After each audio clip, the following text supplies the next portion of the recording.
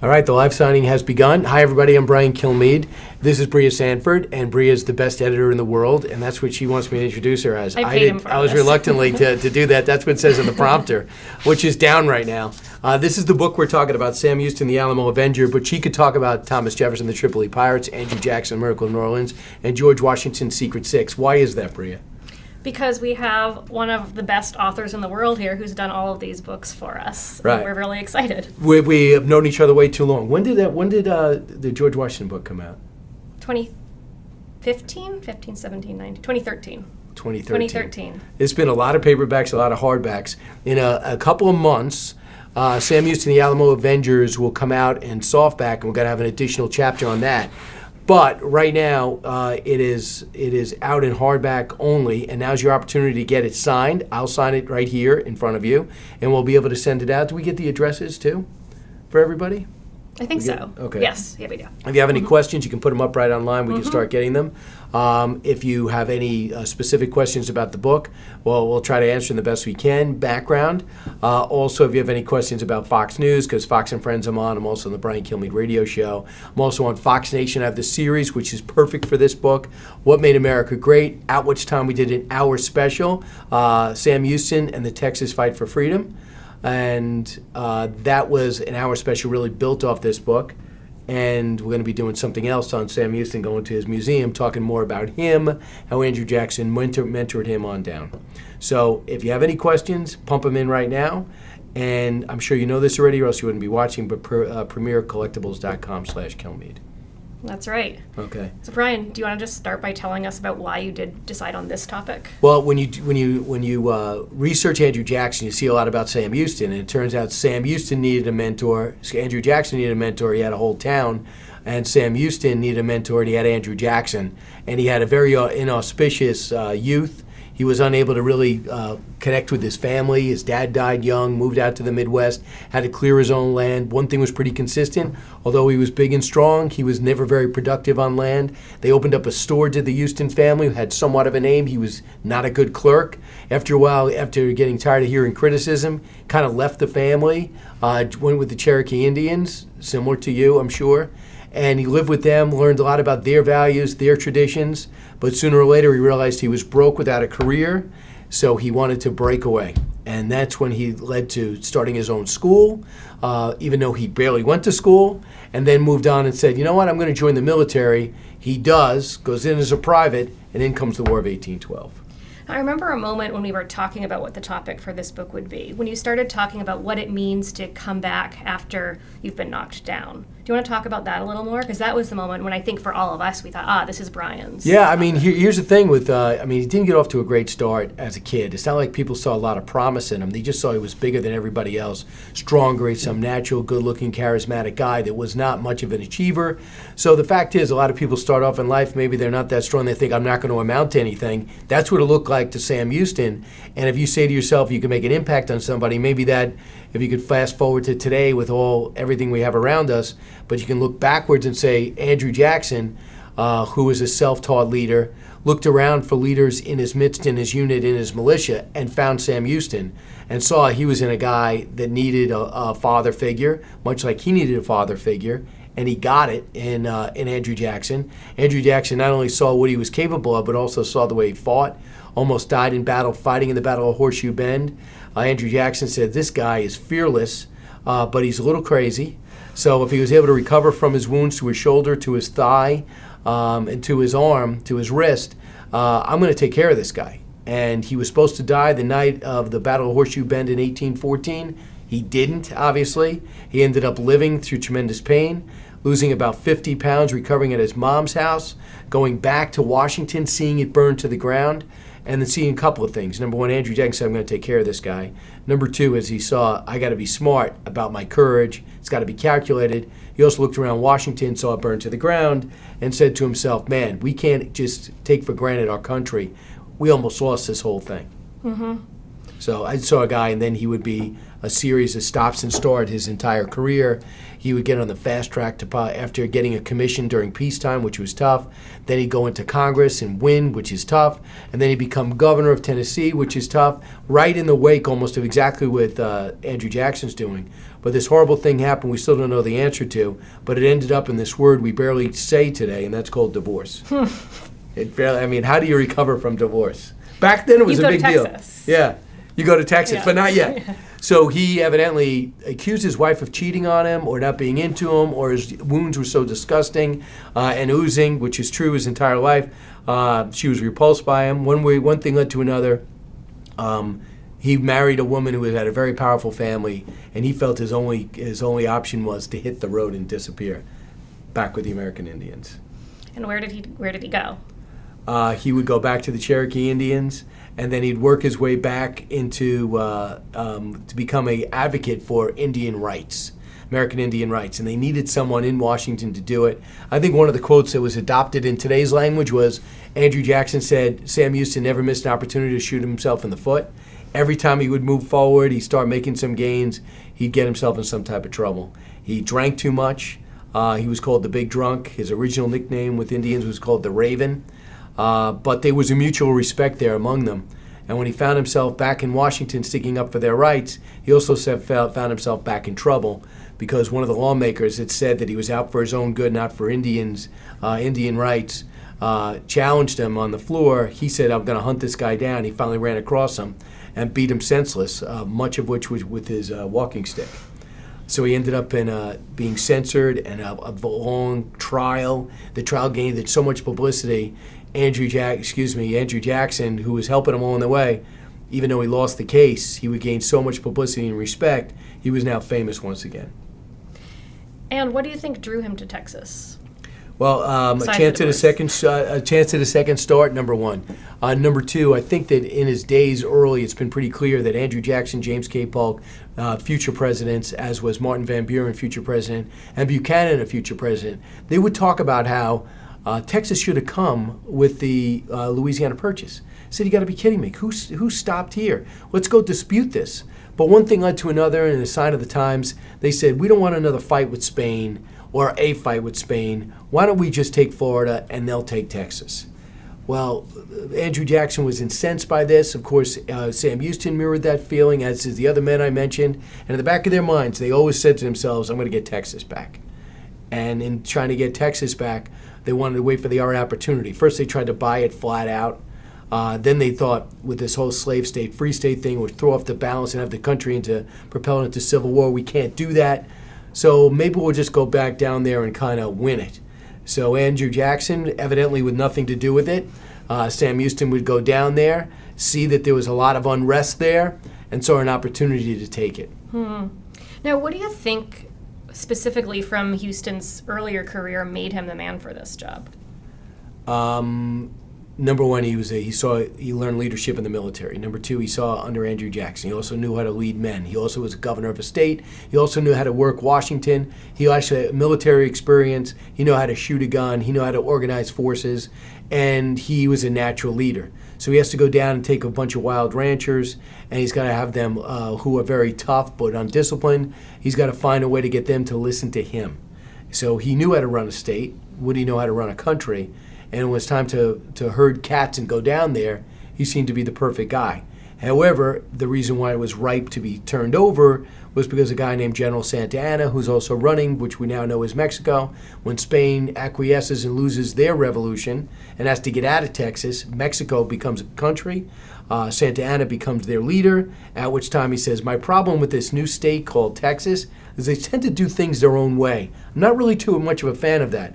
Plus, according to my stats, they're almost all Americans. How did that happen? Well, I'm going to send in mayors and sheriffs, and I'm going to tell them there's no more due process. I'll decide what the rules are, and anything they agreed to before is out the window.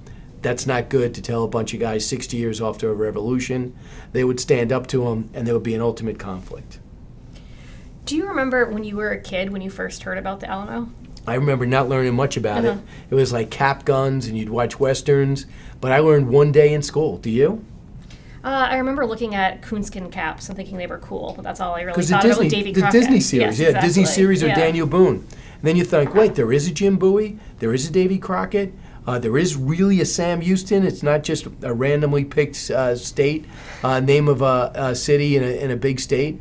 And then all these people come to life. And then you hear about William Barrett Travis, what a great writer he was, and Give Me Victory or Death. And you wonder what the myth is all about until you go down there, which is what I did is Kerry, you haven't seen her yet, but our first series, first episode we did on What Made America Great on Fox Nation, I believe was the Alamo. Was it the Alamo? It was the second one. The first one was Francis Tavern. The first one was Francis Tavern, which is right in Manhattan, right downtown, which is where George Washington said farewell to his troops. They rebuilt it exactly like he left it. They talked about it. He said goodbye to his troops after winning the Revolutionary War and walked right into a barge right back to Mount Vernon. Pretty amazing. The second one was the Alamo. I've never been there, and I was amazed by it. I was amazed by the crowds that still went there, and then amazed to hear people just say, first off, don't look at the church and think that's the Alamo. That's what everyone thinks. What you do is understand, here's the footprint. And you walk the footprint, and the hotels are blocking it, and streets are blocking it, and stores like Ripley's, believe it or not, are blocking it. And they go, well, we're reclaiming this footprint. And the controversy is how to do it. I get it. We covered that in the special. But I just thought, well, what if we told the whole story? What if we just didn't tell the Alamo? We talked about what led to it and what happened after it. How often has that been done? It's been done, but we thought we could tell it in a more compelling, quick-paced way. And I think we did. And get to the end of the story and find out what the good guys. Right, the good guys win, because I'm biased. I'm pulling for America and Sam Houston. So Sam Houston, after telling everyone, whatever you do, we can't hold fortifications. We don't have enough guys. Don't hold forts. They went in, and they started. They went in and they started holding fortresses, and one of which was the Alamo, which was really a mission. They forced a sitting army out. They let them go with their guns, which they never should have done, and they held it. Sam Houston said, I told you not to take it. Whatever you do, get out. Jim Bowie, go in there and get him out. Bowie walked around and goes, these guys don't want to leave, and I don't blame them. I'll stay too. They had about 180 guys, even though they called for reinforcements, they never came. But who did come? Santa Anna and 3,000 troops. When those 3,000 troops started coming, they were vastly outnumbered. They did not surrender. They held out for 13 days and killed hundreds, many of which were Santa Anna's elite fighters. Well, let's get you signing, and then you sign for a bit. We'll answer reader questions, and then take a break, and I'll swap out with Kerry for a bit. Okay. So we'll Sounds put good. you to work. No cheating looking at the questions. All right, ahead of time. give me some questions. So we have a question here from Richard in Richmond, Texas, and he says, when I grew up, legend was the Mexicans were afraid to approach Davy Crockett's body because he was surrounded by so many dead enemies. Stories have emerged that the Mexicans took turns fighting him as they beat him to death. What do you believe really happened? Well, believe me, there's a strong case for a lot of it. What we're going with and what we looked at is De Pena's account, who was an aide to Santa Anna, said that there was this guy that was brought out from the church, and he was still alive. His name was Cricket, and they knew he was famous. They didn't know exactly what he did, but he was a famous frontiersman back then. They wrote a biography on him like 20 years prior. Most of the stuff was true. They used to wrestle bears and kill them with his bare hands, and he became a legend. Then he wrote his own book. That became important. But when he was brought out, I think he was 36 at the time. When he was brought out, he was struggling, and he says, let's leave this guy alone. He's kind of famous. And basically Santa Anna said, what don't you understand about no quarter, no survivors? And someone just stepped up and shot him on the spot. That's what I believe, but the only woman that we have as a witness is this Susanna Dickinson that we know, and she said that he struggled to survive, and that's her account. But if you go through Texas, and we went through Waco, Wichita Falls, went to Houston, went to Dallas, went to San Antonio, I get all these different situations. I'm related to Davy Crockett, or I know the story, and I think you have it wrong, and here's what I have to go with. So it's a little bit without video available. That was before the Ring doorbell or anything like that, so we really don't have anything to review. It's part of the Davy Crockett legend. Great. Here's a question I don't know if I'm allowed to ask from David in Coconut Grove, Florida. He wants to know why Greg Gutfeld is your nemesis. He's got jealousy of me, And that's his problem. I mean, that's something that the way he was brought up, instead of being in awe of my talent, he'd rather be jealous of it. And it plays out with him using my name when I'm not around, which is an affliction. It might even be a disease, which, again, if it is, raise money for him and start a foundation. There you go, David. There's your answer. And Greg Gutfeld, of course, one of the stars of the five, doesn't really know how to dress up. And that's another issue. He's also one of the stars of the Greg Gutfeld show. A lot of people think the show's built around him. Until you watch it, you realize he has very little to do with it. There you go. Here's another question back to the book from Melissa in Louisville, Kentucky. She wants to know, what was the most interesting fact you learned while writing the book? I'd say, but the whole Battle of San Jacinto, no one talks about it. How is it that people that got wiped out, and every time they squared off, especially at the Alamo, we found a way to shape a battlefield, form an army, and take a standing army in 18 minutes and finish them off in 2 hours, and win it, have the wherewithal to, instead of going for complete victory, say, no, we got to have them do some paperwork, have them formally surrender, call off the reinforcements, and then sign over the state.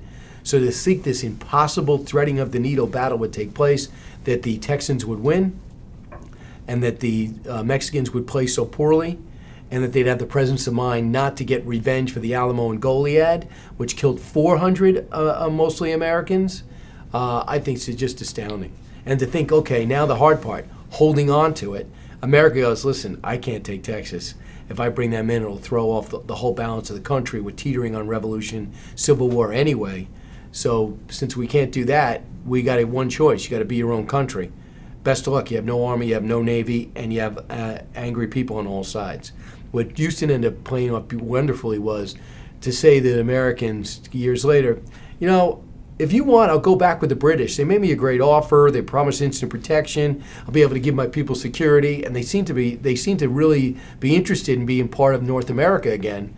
At which time, that really forced the Americans' hand. Were you surprised by anything when you visited San Jacinto? Yeah, I mean, number one, the biggest monument I've ever seen commemorates it. Sadly, unlike the Alamo, it's a lonely place. Every time I go, there's nobody there. How nice everybody was on the midway on the elevator, which still has an elevator operator, which is amazing to me. You go upstairs and you got all these books that you just can't find anywhere else. I know a lot's online, but not all of these books are online.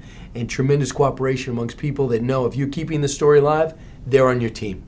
So we're able to get some original pictures. We're able to go into that monument. And it's just really a wide open field that needs more people to show up. So the people of Texas, make your school trip out to San Jacinto, which is not far from the airport, right? No, just make sure you don't have to cross. 30 minutes. 30 minutes. Get caught on a ferry in your cab. Right. We were in a cab, and he was following his GPS. The only problem is on his GPS, they didn't take a body of water into account, which is not bad, except the only thing missing was a bridge. A bridge, right. If you're in this 21st century, which I believe we're in, and you get to a body of water without a bridge, number one, you've got to be surprised.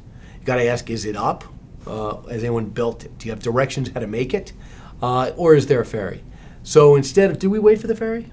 We went around. We went around. We didn't believe the ferry existed the first time. We weren't sure the ferry's there. Again, you should believe. And that goes with anything. But on the way back, we did take the ferry. We did. Right. You never know what's going to happen in Texas. Right. I know we're trying to give you a wrist to break, but let's keep you signing while we Okay. go through some more of these questions here. David in Goshen, Indiana, wants to know, what's the inspiration for you when you decide which historical events to choose for your book? Number one, I like it to be unplowed ground or rarely plowed ground. It's not going to be a definitive biography. There's too many smart people that's done too many great jobs. I mean, if you read Grant, it's over 1,000 pages, and you're going to tell me I could actually bring something new to Washington? There's different biographies rolling out every time, but if we could bring a different element to somebody in history that you think you know a lot about, that to me gets our team excited, right? So we try to go, yeah, you know Washington, but did you know his spies? Hey, you know Andrew, you know the Battle of 1812, perhaps. You know Andrew Jackson for sure, but do you know about the Battle of New Orleans and how unlikely the victory was and how necessary it was to fight? They always told us in school it didn't matter, so that made us curious about that. So Sam Houston and the Battle of San Jacinto, that the end of the war attracted us to that. And we worried about Sam Houston not being well known enough, but I think that ended up not being a problem. And now the problem is, Thomas Jefferson, everybody knows about Jefferson, but did you know about the Barbary Wars? And did you know about his first quest to take on Islamic extremism? Did you know he never talked about it, rarely talked about it? Did you know in the Jefferson Library there's barely even a section on it? So then we thought, okay, great, Jefferson will get people reading, but maybe these wars will keep people interested. So that's our hope. You know, to recognize the big name, and then you go for the smaller names. I like that model. You like that? Okay, good. I think you drew it up.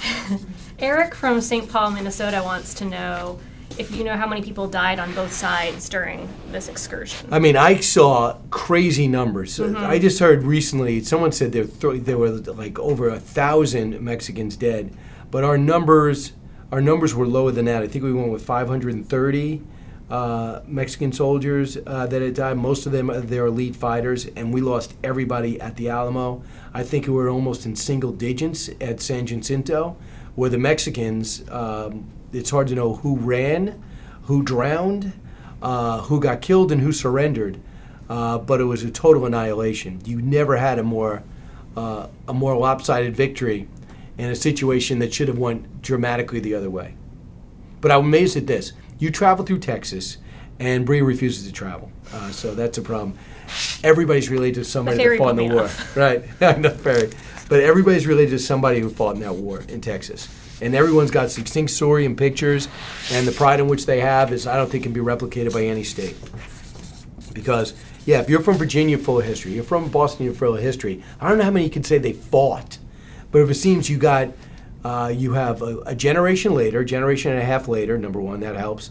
And number two is people stayed there because there was nothing but opportunity in Texas. It was a sense, I have not seen the stats on this is just my belief. A lot of people went to Texas, and when they got there, they saw nothing but opportunity, land, and potential, and affordability, so they stayed and expanded. When you were in Boston and New York, a lot of people are like, okay, this is great, but it's a little unaffordable, and I do need to make my own wake in life. So there was a sense of, I gotta move. But in Texas, the sense was, I'm going to stay. I'm going to tell my family story. And they're still coming in Texas, much to the chagrin of many. Let's ask a couple more of these questions, and then do you want to switch and chat with Kerry for a bit? Okay. Let's see what we can get in here from Robert from North Carolina. Well, you know what? Kerry could just slide over and join us, can't we? Can't she? Really? Or we could just consolidate. Here, come over. Consolidate. Yeah. Is that right? Which way do you want us to consolidate, Lauren? This way? Sure. Hold on, everybody.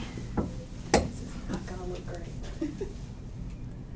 Wasn't his plan. Well, you should be in the middle, Brian. Well, you need to keep signing, too. Okay. No, I'm here to crack the whip, primarily. How are we doing? Are people watching? Okay. While we figure that out, Robert wants to know who the most interesting person you've ever met is. Not counting myself, because I find myself fascinating. Or Greg. The most interesting person I've met. That is a tough one.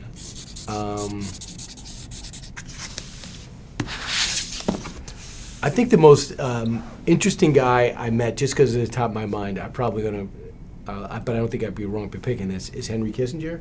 In that when I see him, I'm the idiot that talks about soccer with him, because I talk about his days, because I did the book, The Games Do Count, and I talked about when he was playing as a Jewish kid in what would become Nazi Germany, and why he was so passionate, and what he did to bring soccer, the World Cup, to America in '94, how he got totally screwed out of it, which is about to be in Qatar because it's so corrupt.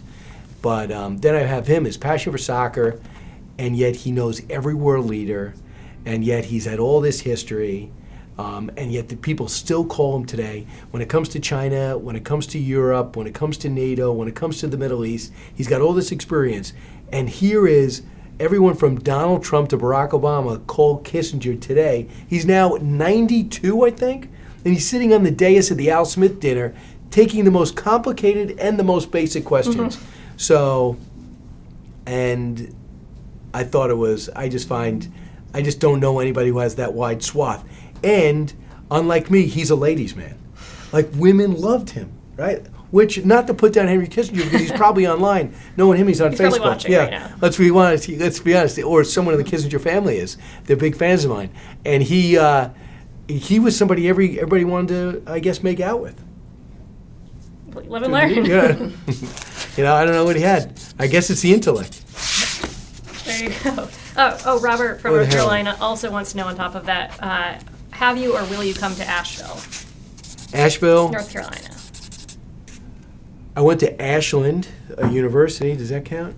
No. I don't know. I don't know. I don't know I what think that- we're going to do Carolina. something in Asheville. What are we Biltmore doing? Estates there. Okay. And then apparently, I need to look into this a little bit more, but there was a hotel that President Roosevelt stayed at. And I think it had a bunker underneath. I need to research this a little bit more, but there's a couple locations in Asheville that we're going to hopefully go to for episodes of What Made America Great. Wow. Oh, And that is the series. You got to go to Fox Yeah. Nation, and you got to get that. Because if Yeah. you love history, you're probably watching. If you care about Sam Houston, you probably are watching. And we have a special coming on here. We're going to shoot it March 5th. It'll be on in... It'll be June? over summer. We're going to be going to Sam Houston's home, Sam Houston Memorial Museum, right outside of Houston. Yes. And then we're going to be going into the vault and taking a look at some rare artifacts that the public doesn't get to see, including, I think I have a list of them, let's see.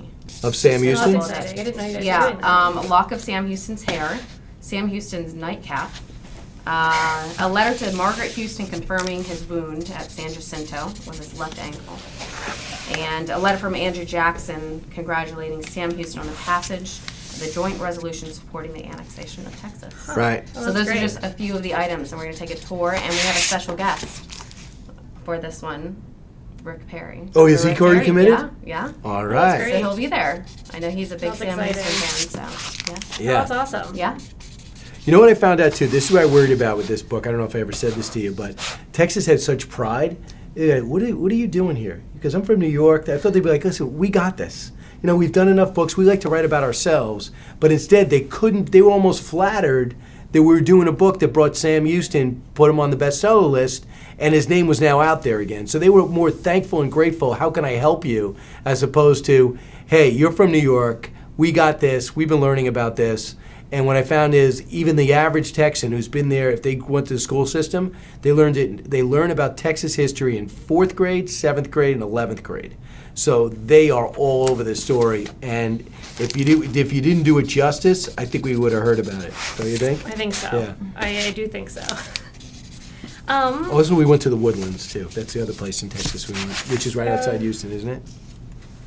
Might be my Texas geography. Yes. Oh, is and iffy. I think all your books sold out at that event. Yes. Because there were so many people there, That's and they were so amazing. excited about it, and all the books sold out. That was the amazing thing when I was in San Antonio with you, walking around the Alamo, just seeing how many people just stopped Brian Yeah. to say, Right. they Yes. think they know you, which is great. Well, the thing is, Bria, see, she's used to hanging out with me in New York, where people look at you, just give you dirty looks in New York. So I have to go south in order to have people say, hey, I watched your channel. Learned you're cool in Texas. Yeah.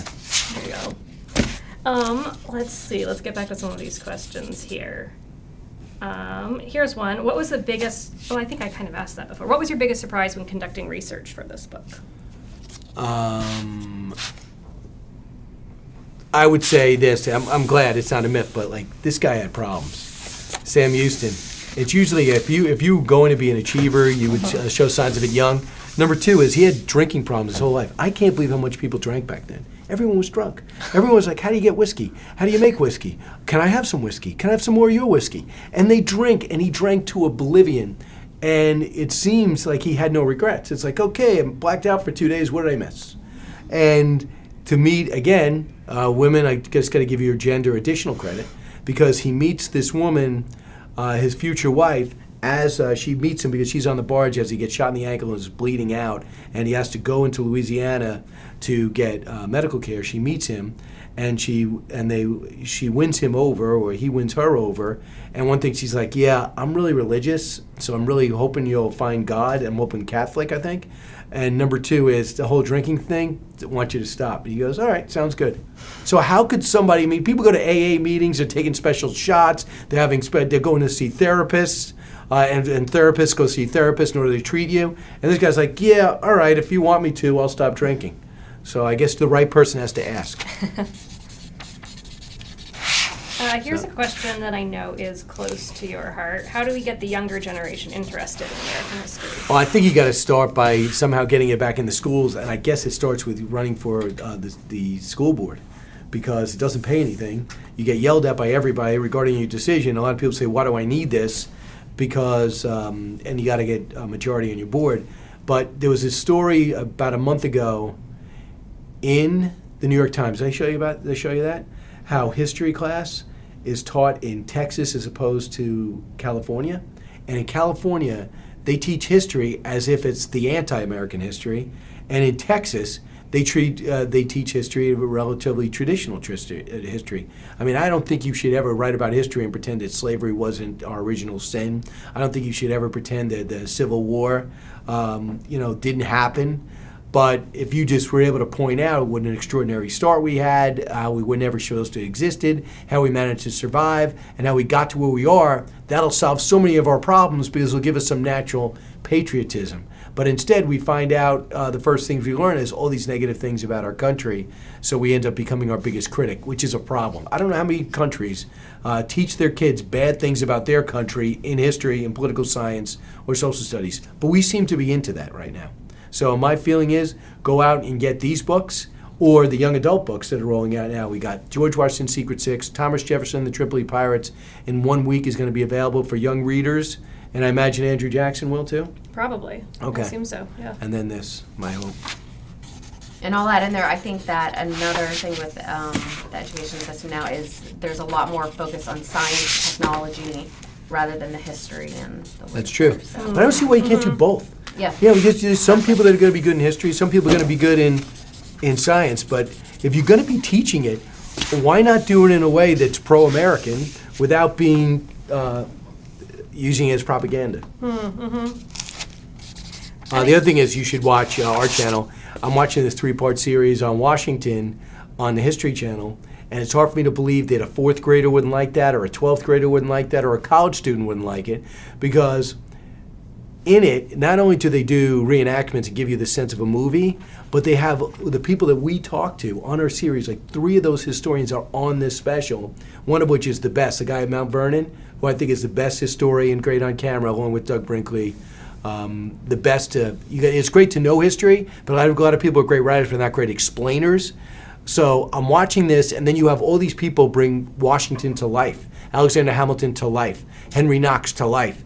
And to me, if you show those kids, just take a break from the classroom, and each teacher should say, hey, I'm going to show that 3-part series on Washington. We're doing the Revolutionary War. Let's do World War II, but let's do that 5-part series that Ken Burns rolled out. And then all of a sudden, you can fill in the blanks with details with the textbooks. There's nothing wrong, because a lot of people are visual learners. They're used to going online, seeing YouTube. So change. Tell the American story. When I send someone go read this book, there's going to be a test, and they're usually twice the size. What if I say, here's a look at the Texas Fight for Freedom, you watch it, and then when they say, I want to do a test on the Alamo, you go, okay, I'll drill down on it, but now you have a foundation of learning. A lot of people get handed these stories cold, and they don't click in. The chain doesn't find the sprocket. And they go, okay, I can't wait till I don't have to take history anymore, as opposed to tell them the story, and then this provides the color. And I think you do such a great job of explaining that these people were real people, so that you can feel the emotional pull of it and realize, oh, this could have been any of us today. Yep.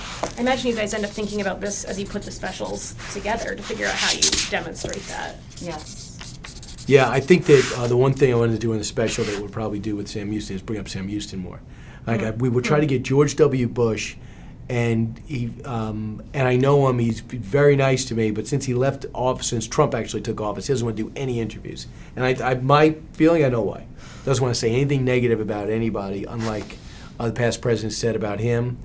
And he feels as though if I have to answer people's questions honestly, I can't support the way he talked about my brother and some of his policies. So I wanted to get him. I said, I promise, we'll just talk about Sam Houston. You idolized him. You grew up watching him. You study him. You could do his biography. And he said no. And I kind of didn't feel like we should go back. And also, the Sam Houston Museum people weren't too cooperative. Right? I mean, I felt like we weren't really getting much of it. Oh, Sam Houston University either. The one coming up, they're very excited to have Okay. us. That's So the so I want to San do Francisco so I want to do more of Sam Houston. So I want to like more of the person. Mm-hmm. So and I felt like we felt so compelled to tell Goliad and Alamo and San Jacinto. I felt the only thing I felt like I missed maybe was to learn more about him. Mm-hmm. This like big mammoth of a guy that that seemed to prevail. Like he just like his life was a learning experience. And he also was almost like Nostradamus. He predicted everything. He predicted the Civil War was going to happen. He predicted that this whole thing was going to divide up if certain people were elected. He also wanted to do everything to make sure that Texas did not enter the Civil War on the sides of the Confederates, and tried. And when the Texans outvoted him, he quit. And Lincoln tried to contact him, which might be a good thing to put in the paperback. I think that's a great idea to put in the paperback. As a matter of fact, It's we in did. it's in the It's in the paperback, paperback. and we're going to bring that up, right? And sadly, according to what I saw, when he turned Lincoln down, he threw his letters in the fire. So there's no letters from Lincoln, but that's the story that he told, and he would die before the end of the Civil War. Yeah, it's pretty sad. Pretty sad story for him there, but amazing to see how much he had to do with every monumental thing in American history while he was alive. Yep. All right, back to some of these questions. Notice the questions don't bounce up. You have to go grab them. Yeah, let's Interesting. see. Here's one. So if people get on, they got a book? Yes, I believe so. Okay. You have 1 hour on a park bench with anyone alive or dead. Who do you choose and why? You're not allowed to choose Henry Kissinger. Okay. 1 hour on a park bench, who would I choose and why? I think in American history, it would be Benjamin Franklin, because he's the smartest, the most well-rounded, globally oriented, also somebody who had a great social life, almost too good. So I think he'd be the most interesting to talk about the most things. Also an inventor on top of that. If you have to pick, if you want to make sure you're entertained and informed, I can't imagine someone better than him. So he's smartest as a political strategist, great politician, a great writer. With absolutely any political connections, he becomes the most famous, respected person in America, and then delivered France to the Revolutionary War on using his own personal street cred with the French, making it all possible, as well as being an ambassador over there, and knowing he could still talk about have fun at a sports bar with him because he loved to hang out and he liked to date. I was going to say, he's another one who was popular with the ladies. Right, another man, yeah, possibly late. And by the way, defying all odds, by all the paintings, not a good-looking guy, right? Not very Must fit have been the either. personality. Right. Wasn't exactly on Soul Cycle every day. Here is one that is different from anything we've been asked so far. How prepared are we, Brian, to fight insurgents? Where? That is an excellent question. Let's say... I can't imagine here. I think that the most, if you wanted to define a suicidal mission, try to invade us. That'll be not good. But the one thing, the 9/11 style attack is probably the type of thing. It's got to be a devious, diabolical guerrilla attack that could not be detected by sophisticated cybersecurity and intelligence. So that to me, insurgents. That's what I see. I mean, you can go through our southern border, you'll get a little bit far and you'll do some damage, but you're not going to go anywhere. If you talk about Islamic extremism, I do worry. I think we've taken the foot off the neck of Al-Qaeda, ISIS, and everybody. I hope so. I can give this to you. Well, we've got just a few more here. Who licks the envelope on these? You don't know? You know, it's not me. I get Okay. paid. I don't get paid enough, actually. You don't get paid for the good That's pay. the truth here. When did you realize that you wanted to write books? I didn't really. I had this one idea about sports that when I stopped doing sports, I thought I kind of stumbled into that every time I bounce this idea up somewhere, they love the idea. And if I didn't have Judith Regan doing a talk show at Fox News and running around, she's a bigger personality in life. If I didn't, I threw it at her, and she basically, it's unlike anything. With us, it was a series of meetings, follow-ups, and then you work out, see if the money makes sense, and see if the market makes sense, and then you go back and forth in the book. This was literally the most casual conversation. She was getting makeup, and she was all incensed, and I thought, I don't know if I should bring this up or not. And I said, listen, I got this idea for a book. And before I'm done, she's like, yeah, that sounds all right. I'm not going to give you much money for it, but it sounds all right.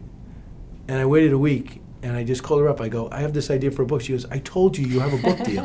I go, what are you talking about? She goes, I go, well, how do I know I have a book deal? She goes, I told you, I'm Judith Regan. It's Regan Books. So I go, where do I go to work it out? He goes, you want to come to my office? You can come to my office. Like, I'm ticking her off. So I go to 53rd and something on Park Avenue or Lexington, and I go in the office. We work it out. He goes, we're probably going to need 80 interviews. How do you see it going? Do you see it? He goes, I don't want your commentary on it. Just knock it down to essays. So I did 72 essays, but I didn't really feel like I was writing a book. I did 72 stories and just took my words out of it and made them into essays. Cleaned them up, had a grammar person clean it up because my grammar's terrible. And did it, boom, boom, boom, boom, pumped it out. Then they said, we need bigger names. I came back and got some more bigger names. And next thing you know, the book's done. I go, did I just write a book? Because it didn't seem real to me. It was like what they say when you put a frog in water and you gradually make it hotter. Next thing you know, it's done. And then she's like, I don't see this selling much, but I think it's an interesting book. And the book went, because I'm on Fox and was able to talk about it, the book ended up being on the list for 6 weeks, went as high as number 4 in the country. And I go, wow. And they go, you got to do another. So I did another. And as that book gets released, I did 91 interviews for this one, but I did it in a slightly different way. When I use people in history, I use professional athletes, and I put them with everyday people that are successes and all had these great experience, these impactful experience in sports. But as I am about to release this book, Judith Regan is releasing the O.J. Simpson movie. And they told her not to. What if I did it? Mm-hmm. And evidently, whatever rules she broke, she got on the wrong side, and she released it anyway. So she gets fired from HarperCollins, which owned Regan Books. So my book's about to be released. And my personal opinion, there was so much resentment from this bigger-than-life personality within HarperCollins. I don't know if that ever happens at Penguin and Random House with different imprints. But they're like, oh, yeah, I don't care what happens to you. At the same time, my executive producer moved on. He went to the NFL Network that was just launching. So my executive producer I don't know, and Regan Books doesn't exist, and HarperCollins has no interest in promoting it. My biggest disappointment is that second book never got any play. So that was called It's How You Play the Game. So I was done for 4 or 5 years, and then I wanted this other idea for a book that I've been studying for 20 years, and it was George Washington's Spies. And I'd taken notes on this. I walked around in this because it was right in my backyard. I'd be writing on these yellow pages, all these notes, talking to all these people. It was like an oral story rather than a written story. There's only a couple of books done on it. And I said, I was with CAA at the time, and they had this huge movie division. I said, I got this great idea. And they said, if you want that idea to get done, write a book on it, even if it sells 4 copies. People like saying based on books.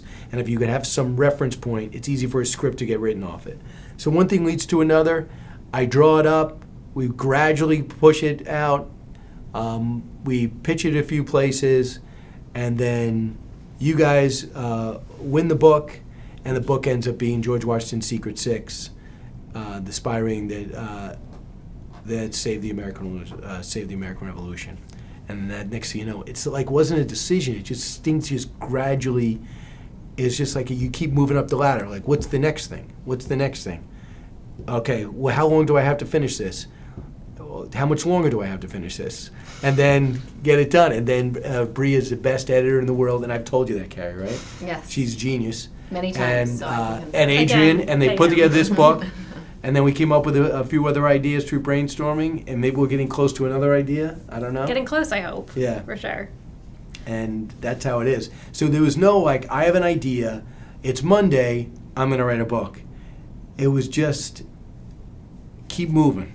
Keep moving. Keep pursuing. What's the next step? Drive a summary. What's the next step? We'll draw up chapters. What's the next step? Summarize those chapters. We'll start blowing up the chapters. And then, we're going to need pictures, and we're going to need this. Next thing you know, it's done. And then, how are you going to promote it? Well, let's figure out how to promote it. How do we do that? And now it's with Fox Nation. It's a lot easier because now they let me do specials that air on the television show with Television Network, and then they're better even on Fox Nation, which has all the other parts in it. And then I'm able to pursue these other great features. So it's just one of these things that developed. Mm-hmm. And we're sure glad it did. Yes. All right. A final thing here, Brian, is we have 22 questions for you in 2 minutes. Okay. Are you ready? All right. Where were you born? Long Island, Massapequa, New York. Number 2, who would you want to play you in a movie? Well, there'll be a long audition process. There'll be a getting to know you session.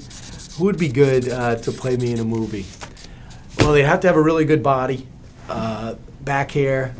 Who would be good to play me in a movie? Good question. I have a lot of untapped potential. Somebody, big underachiever, doesn't sleep much. I'm just trying to think who would be perfect. Alec Baldwin's a little old and angry, so I don't think he's the wrong Baldwin to play me.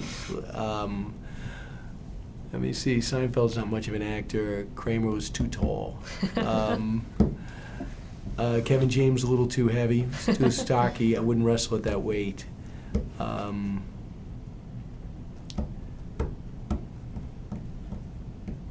Trying to give you a real Who do answer. you think, Kerry? I don't know. Or are you gonna I've never suggest thought here? of this. It's just a matter of We're time. so used to seeing you as yourself on the screen. Definitely not. Yeah, definitely not Gutfeld. He's too short and self-obsessed. What if you just played yourself? Can you play yourself? Steve Carell. His nose is a little big, and I feel like people. I think, Prosthetics. yeah, that's prosthetics.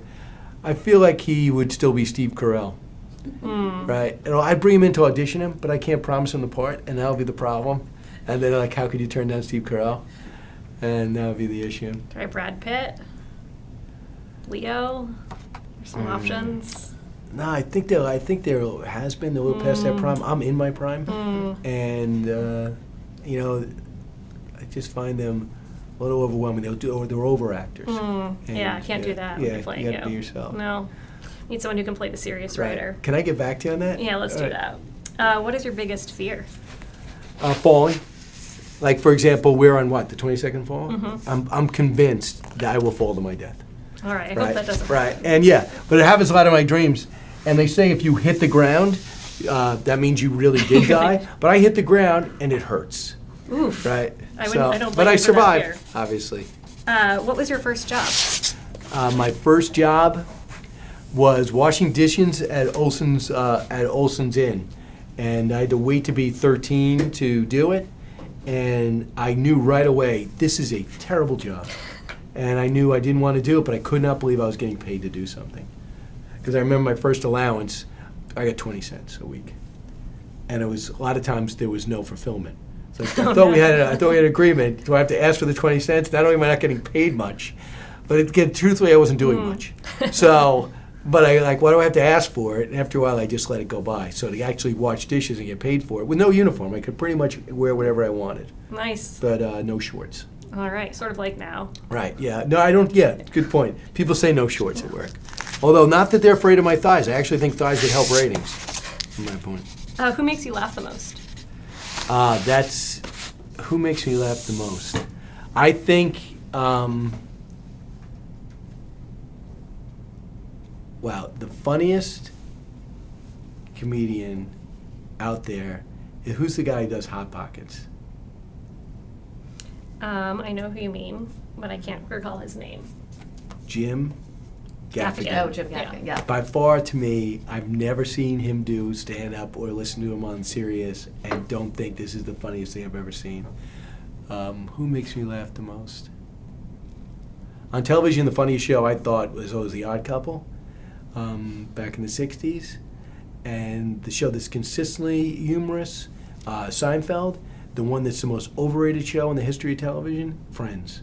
Not funny, annoying, complaining. I get no reward out of seeing it. Also, I would say this. The show that I thought was the most complete series ever was Cheers, because they made you laugh I like it. and they made you care about the characters. Most of the people, like Seinfeld, went out of his way, says, we're not good people, we don't want you to like us. And I appreciated the honesty. But the rest of the people, I feel like, okay, you're telling me to laugh with a laugh track. Everything seems so forced. But when you see a show like that and MASH, I think MASH was unbelievable. Do you watch MASH? No, Have you watched MASH? That's a little before my time, Brian. Well, you don't have to watch it live. I'm just saying. I that think it they have plays been- on the USA Network. there I you think go. I see reruns. It's every- very, yeah. It was I'll tune in so next time. it was so quick. A lot of times things don't add up. Like I watch Caddyshack back, don't think it's funny. I watch Bull Durham, don't think it's good. I watch his movies back and go, I'm embarrassed that I like them. But when you watch MASH, you like your jaw drops. It's so quick and it's so good, and there's still a war. So to me, you got to care about the characters, even though it's a comedy. Yeah. We are running out of our extended 2 minutes here, but let's get a few more questions in. What is one thing you need to have in your fridge at all times? My refrigerator constantly disappoints me. I always walk up, I go, I can't believe it's so full with nothing, right? And I can't believe I thought to myself after last night, I should save that. Because last night, like if you don't like it the night before and you couldn't finish it, it's usually not because you stopped being hungry. It's like I can't take it anymore. So that is interesting. My decisions on food are very rare. I will say, when I go in the refrigerator, I would hope to have Worcestershire because I would never know what aisle to get it in if I had to go buy it myself. Well, you do know how to say it, so that's good. Some is people it- struggle with really? that. Thank you. What is your greatest accomplishment besides saying Mr. Shea? I'm still waiting. I think holding on to the job at Fox from 1997 till today. So, unless you know something. I do not. That'll be it. I'd say holding on. I can tell you on camera. Right, you would.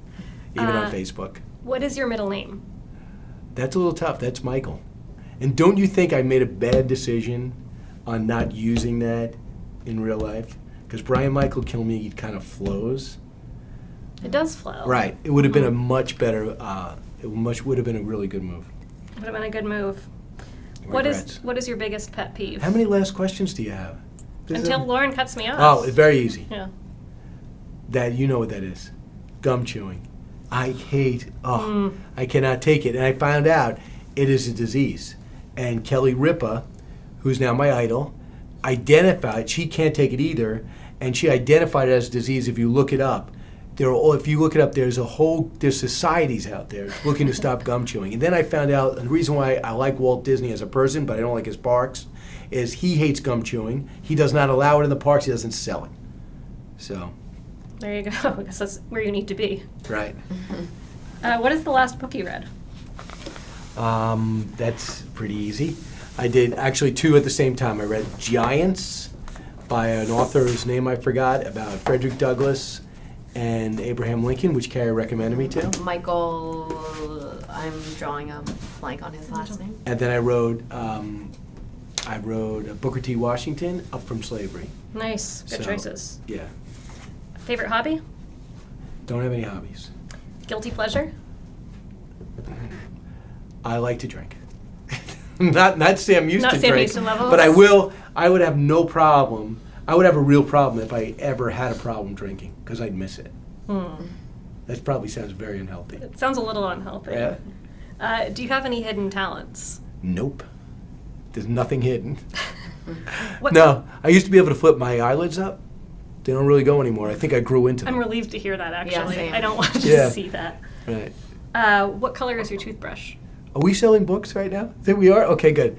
My toothbrush has gone purple and white, and with green in the middle and blue on the outside. It's so distinctive because I decided to live with other people, and it turns out they all brush their teeth. And I said, if I don't get a very unique toothbrush, this could get ugly. And we've had this problem in the past. So Oh, no.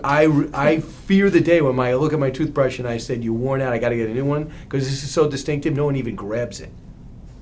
I'm glad to hear you figured that one out. Right. What is your secret snack?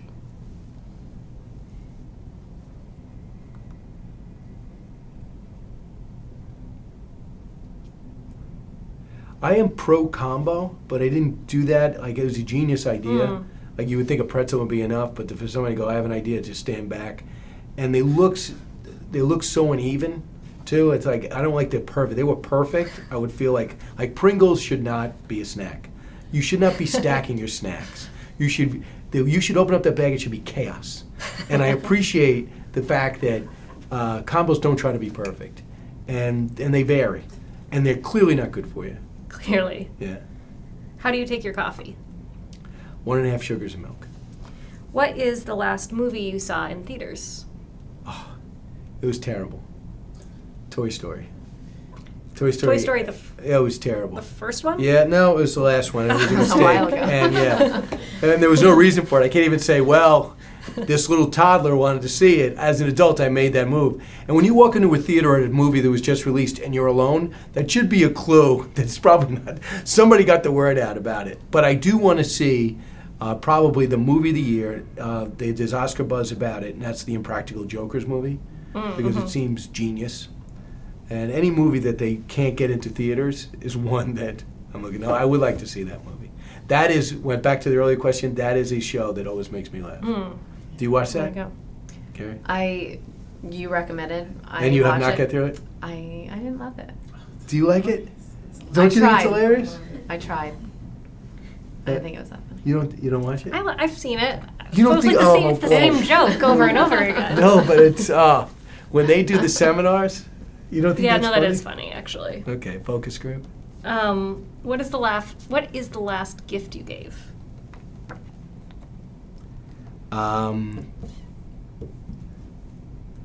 What is it again? What holiday just passed? Valentine's Day. Oh, a stackable ring. Right. The way I describe it sounds great, but I mean, It's not a snack. It's not a snack, right. so you can stack What I it. did is I did a genius thing. Is that I got a ring that was like 2 rings that were stackable, but I bought them one for Christmas, and I knew I was going back for Valentine's Day. And I go, yeah, I got good news for you. They stack. So, and like Well it was appreciated, and it was just I didn't have to worry about Valentine's Day. Excellent. When you could tell a woman that these stack, there's something. work? Yeah, I think so. Yeah. Yeah. Glad to hear it. It worked for me. What cause is dear to your heart? Most military causes, anything involved with kids, and I'm pro pet. So there's no. I'm into a lot of causes. What is number 1 on your bucket list? Oh my God. I have no idea. Well, then I'll just tee up the last one for you here, which is, where do you want to go that you've never been? It's just a variation on the last one. I want to go to Australia and then go over to New Zealand. Hopefully there's some type of bargain rate, or if I have a coupon, I can just hop over there. Because I'd love to be I don't want to get to Australia, I just want to be in a plane for 24 hours. I think that would be torture.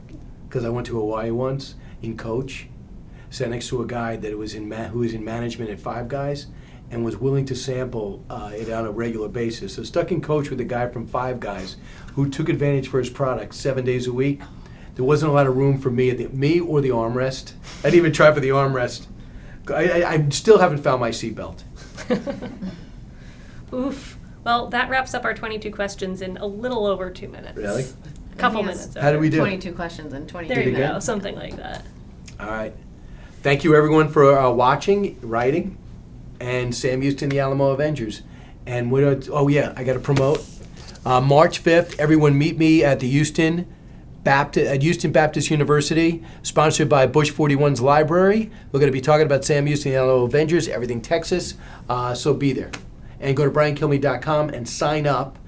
This way it's free, but this way you get your reservation so you can RSVP. And also, you can check out premiercollectibles.com/Kilmeade.